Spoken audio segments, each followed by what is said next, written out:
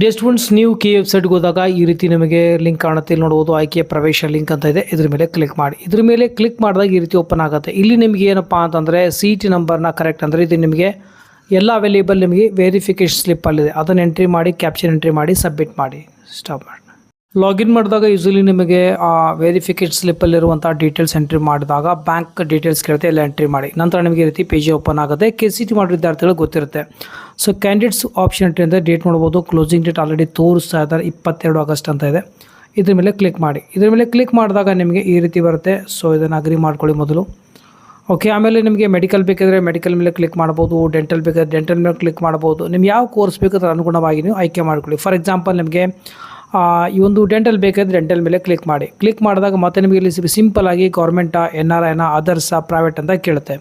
ಒಂದು ವೇಳೆ government ಬೇಕಾಗಿದ್ದರೆ government ಮೇಲೆ ಕ್ಲಿಕ್ ಮಾಡಿ. ನಿಮಗೆ ಈ ರೀತಿ ನಿಮಗೆ ಕಂಪ್ಲೀಟಾಗಿ ನಿಮಗೆ ಆಪ್ಷನ್ಸ್ ಅವೈಲೇಬಲ್ ಆಗುತ್ತೆ. ನೀವು ಡೆಂಟಲ್ನ ಕಂಪ್ಲೀಟಾಗಿ ಎಂಟ್ರಿ ಮಾಡ್ಕೊಳ್ಬೋದು. ಸೊ ಅದಾದ ನಂತರ ನೀವೇನಪ್ಪ ಅಂದರೆ ಅದರ್ಸ್ ಬೇಕಾದರೆ ಸೆಲೆಕ್ಟ್ ಮಾಡ್ಕೊಳ್ಬೋದು, ಪ್ರೈವೇಟ್ ಬೇಕಾದ್ರೆ ಸೆಲೆಕ್ಟ್ ಮಾಡ್ಕೊಳ್ಬೋದು. ಈ ವರ್ಷ ಅಷ್ಟೊಂದು ನಿಮಗೆ ಕನ್ಫ್ಯೂಸ್ ಇರೋದಿಲ್ಲ, ಯಾಕಂದರೆ ನೀವೇನು ಸೆಲೆಕ್ಟ್ ಮಾಡ್ತಾರೆ ಆಟೋಮೆಟಿಕ್ಲಿ ಒಂದು ಡಿವೈಡ್ ಮಾಡ್ತಾರೆ, ಪ್ರೈವೇಟ್, ಗೌರ್ಮೆಂಟ್ ಈ ರೀತಿ. ಫಾರ್ ಎಕ್ಸಾಂಪಲ್ ಇದು ಬೇಕು ಅಂದ್ಕೊಳ್ಳಿ 1. ಸೊ ನಿಮ್ಗೆ ಯಾವ ಕಾಲೇಜ್ ಬೇಕಿತ್ತು ಅದನ್ನು ನೀವು ಕರೆಕ್ಟಾಗಿ ಎಂಟ್ರಿ ಮಾಡ್ಕೊಳ್ಳಿ. ಎಕ್ಸಾಂಪಲ್ ತಗೊಳ್ತಾ ಇದ್ದೀನಿ. ಇಲ್ಲಿ 7 ಸಬ್ಮಿಟ್ ಮಾಡಿದಾಗ ಈ ರೀತಿ ಬರುತ್ತೆ. ಒಂದು ವೇಳೆ ನಿಮಗೆ ಇದು ಇಷ್ಟ ಆಗಿಲ್ಲಪ್ಪ ಅಂದರೆ ನೀವೇನು ಮಾಡ್ಬೋದು, 0 ಅಂತ ಮಾಡಿ ಅಪ್ಡೇಟ್ ಮಾಡಿದಾಗ ಡಿಲೀಟ್ ಆಗುತ್ತೆ. ಓಕೆ, ನೀವು ಈ ರೀತಿ ಭಾಳಷ್ಟು ಆಪ್ಷನ್ಸ್ಗಳನ್ನು ಎಷ್ಟು ಬೇಕಾದರೂ ಎಂಟ್ರಿ ಮಾಡಿಕೊಂಡು ನೀವು ಮತ್ತೆ ಇಲ್ಲಿ ಏನಾದರೂ ಬದಲಾವಣೆ ಮಾಡ್ಕೊಳ್ಬೇಕಿತ್ತು ಅಂದ್ರೂ ಸಹ ನೀವು ಮಾಡ್ಕೊಳ್ಬೋದು. ಸೊ ನಂತರ ಇದರ ಡೀಟೇಲ್ ಮೇಲೆ ಕ್ಲಿಕ್ ಮಾಡಿ ಪ್ರಿಂಟ್ಔಟ್ನ ತೆಗೆದುಕೊಳ್ಳಿ. ಓಕೆ, ಮತ್ತೇನು ಮಾಡೋ ಅವಶ್ಯಕತೆ ಇಲ್ಲ, ಲಾಗೌಟ್ ಮಾಡಿ ಹೊರಗೆ ಬನ್ನಿ.